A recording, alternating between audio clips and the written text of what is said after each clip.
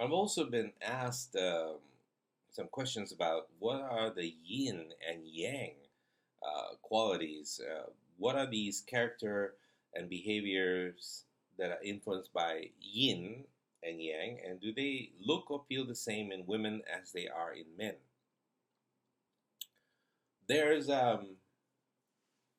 forgive me if I don't look in the camera occasionally.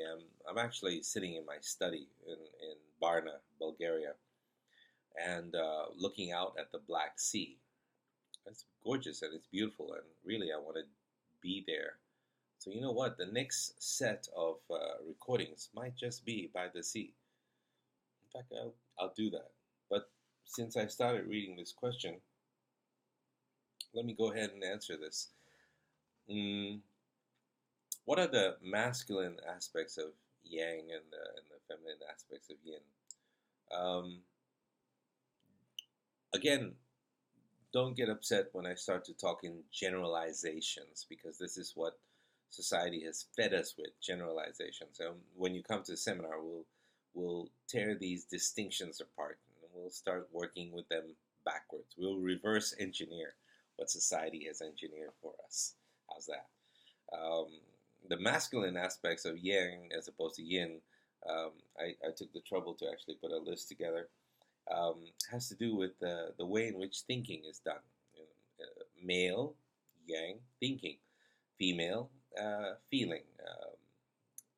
Male-dominated yang activity is characterized by left brain activity, and yin characterized feminine activity in the brain is characterized by right brain activity. Uh, Parts as opposed to the whole, and the lineological as opposed to holistic thinking, or holistic decision making strategies.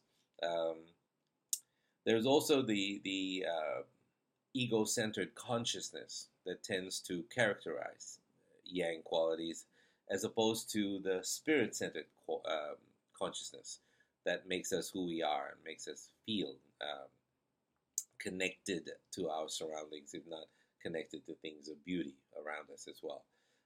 That's why sometimes men overlook these simple things, not because they don't appreciate beauty. It's just that they're not so much yin oriented or spirit centered in their consciousness as well.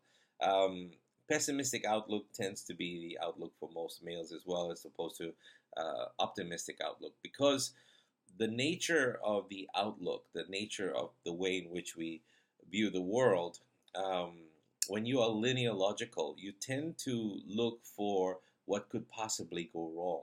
Murphy's law, Murphy's law. If something goes wrong, if something can go wrong, it will.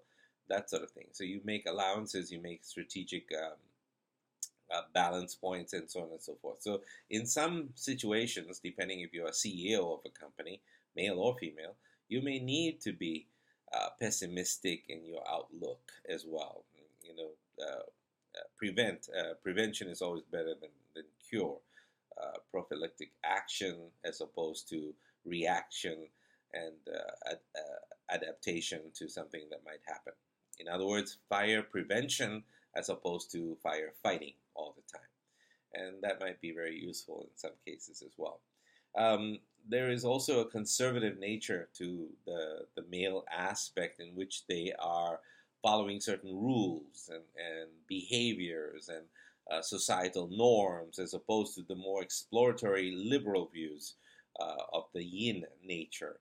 And that would explore new ways of being, new ways of thinking, new ways of feeling at the same time. The act of doing also tends to characterize the yang activity, as opposed to a state of being, which is the yin activity. And when you start to pay attention to that, you begin to realize that there is a feeling state that you can have, and you can have both. It doesn't have to be mutually exclusive when you start to think about it. You can, on the one hand, go through an action phase for something that you're doing, and yet feel the joy along the way as you're doing it. In other words, um, smell the coffee as you walk by the coffee shop, which is exactly where I'm going to be in a few minutes. Aggressive behavior is characterized by yang activity as opposed to passive behavior, and then taking away from the whole, which is what most yang behaviors are like, as opposed to giving to the whole and making the whole complete. A contribution to society as opposed to what can society do for me.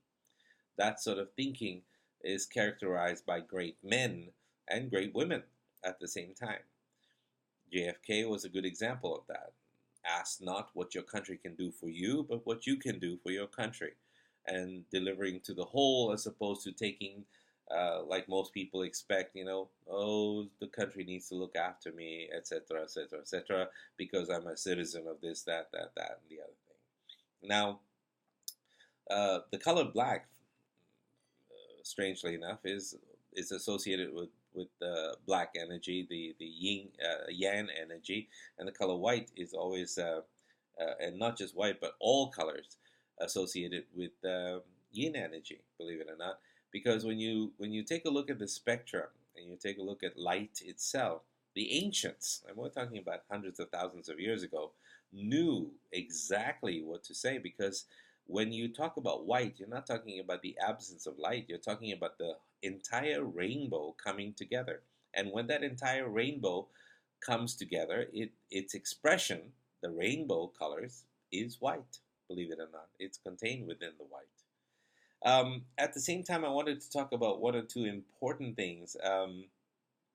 The rigidity of the male yang energy as opposed to the flexibility of the yin energy is important in various ways in which you live your life and the way in which you carry yourself through life and your decision making strategy as well. Because with flexibility comes power. You see, in any expression, in any society, in any interaction, in any communication, the person with the most flexibility is the person with the most power.